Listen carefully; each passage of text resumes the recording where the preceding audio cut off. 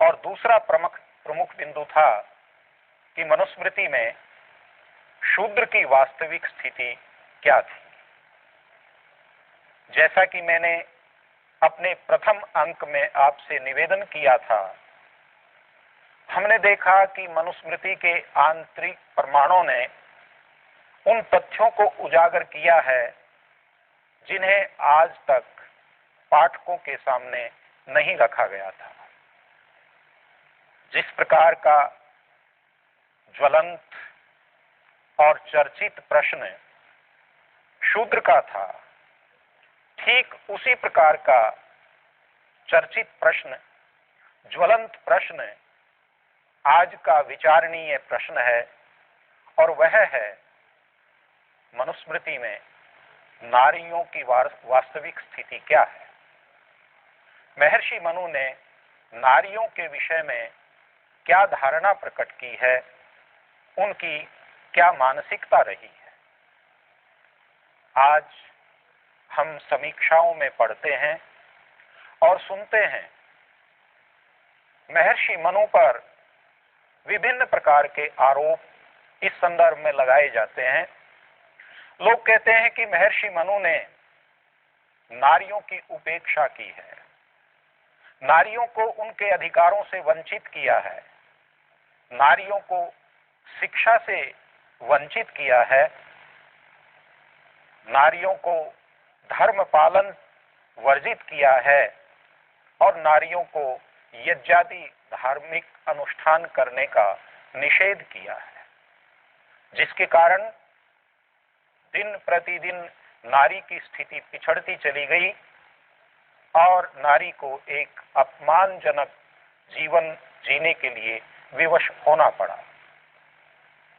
मैं इस बात को स्वीकार करता हूं कि मनुस्मृति में बहुत से ऐसे स्थल विद्यमान हैं, उपलब्ध मनुस्मृति में ऐसे बहुत से विधान प्राप्त हैं जिनमें नारियों की निंदा है, नारियों की उपेक्षा है या नारियों के लिए कुछ अधिकारों का वर्जन मिलता है।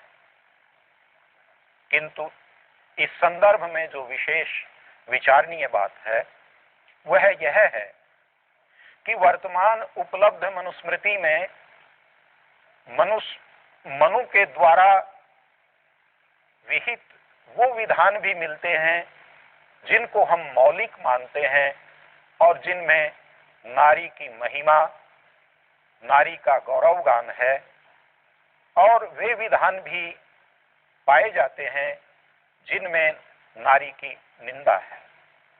अब प्रश्न उपस्थित होता है कि किस विधान को मनु का मौलिक विधान माना जाए, किस विधान को प्रक्षिप्त या बाद के लोगों के द्वारा मिलाया हुआ माना जाए।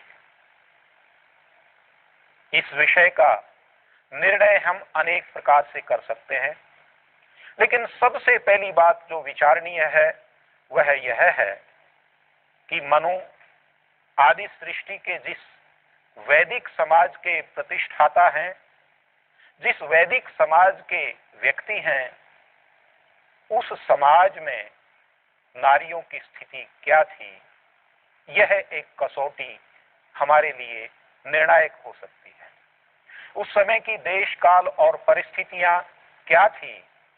क्या उपलब्ध मनुस्मृति में नारियों की जो निंदा पाई जाती है उस अतीत की, उस वैदिक समाज की कसौटी पर वह खरी उतरती है? अगर हम इस कसौटी पर उसकी परीक्षा करेंगे तो हम पाएंगे कि नारी निंदा के वचन, नारी उपेक्षा के जितने भी वचन हैं वह वैदिक संस्कृति, सभ्यता, समाज और परिवेश के अनुकूल नहीं हैं। वैदिक संस्कृति सभ्यता की कसौटी पर वे खरे नहीं उतरते हैं।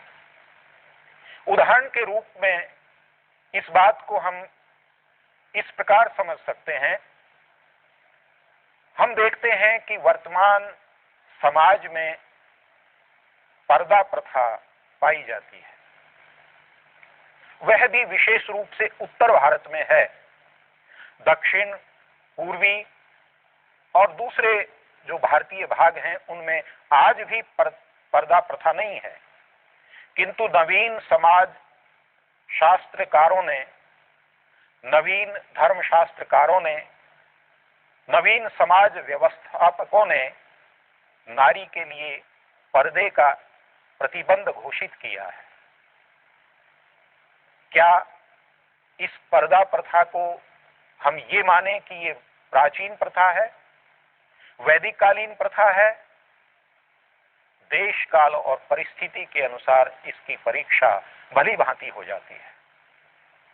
अपने प्राचीन इतिहास को उठाकर अगर हम देखते हैं तो भारत की जो देवियां हैं, इतिहास प्रसिद्ध देवियां, लक्ष्मी, पार्वती, दमयंती, सीता, सावित्री, द्रौपदी, किसी का भी वर्णन उठा करके आप देखिए, कहीं भी आपको पर्दे का चित्र नहीं मिलेगा, पर्दे का प्रतिबंध नहीं मिलेगा। इसका अभिप्राय क्या हुआ कि वर्तमान समाज में, विशेष रूप से उत्तर भारत में जो स्त्रियों के लिए पर्दा प्रथा प्रचलित है और जो अनिवार्य रूप से ग्रामीण इलाकों में पाई जाती है, यह पर्दा प्रथा प्राचीन नहीं है, वैदिक संस्कृति का अंग नहीं है। ये नवीन देश काल परिस्थिति के अनुसार उत्पन्न एक प्रथा है।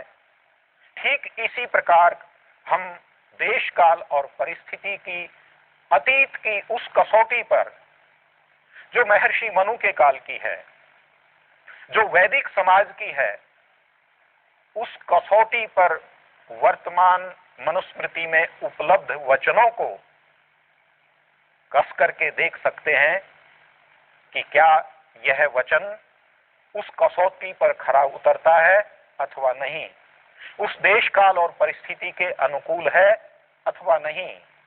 जो वचन उसके अनुकूल नहीं है, इसका सीधा सा अभिप्राय यह है कि वह नवीन काल में जैसी जैसी देश काल और परिस्थिति हमारे समाज में उत्पन्न होती चली गई, उनकी मिलावट नवीन लोगों के द्वारा की जाती रही।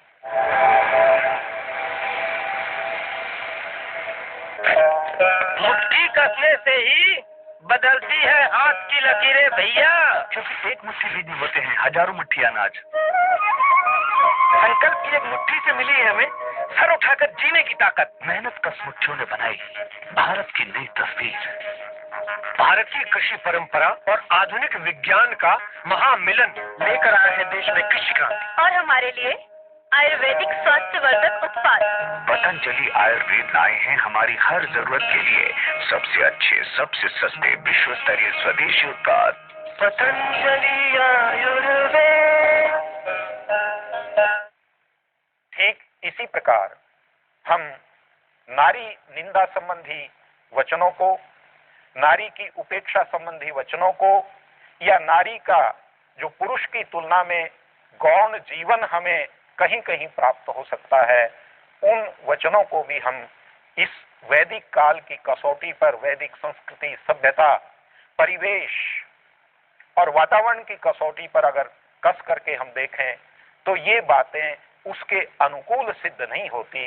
इसलिए यह माना जाना चाहिए कि ये जैसे जैसे समय बीतता चला गया, उस समय के अनुसार लोग उन विधानों को मनु के नाम पर मनुस्मृति में मिलाते चले गए और आज उनका दोषी महर्षि मनु को माना जा रहा है। यदि हम गंभीरता से मनुस्मृति का अध्ययन करते हैं, व्यापक दृष्टिकोण से मनुस्मृति का अध्ययन करते हैं, तो हम देखते हैं कि वर्तमान समीक्षकों ने नारियों के संबंध में मनु के जो निष्कर्ष प्रस्तुत किए हैं, वे निष्कर्ष एकांगी हैं, वे निष्कर्ष पक्षपातपूर्ण हैं, वे निष्कर्ष दोनों पक्षों की तुलनात्मक समीक्षा के अंश नहीं हैं।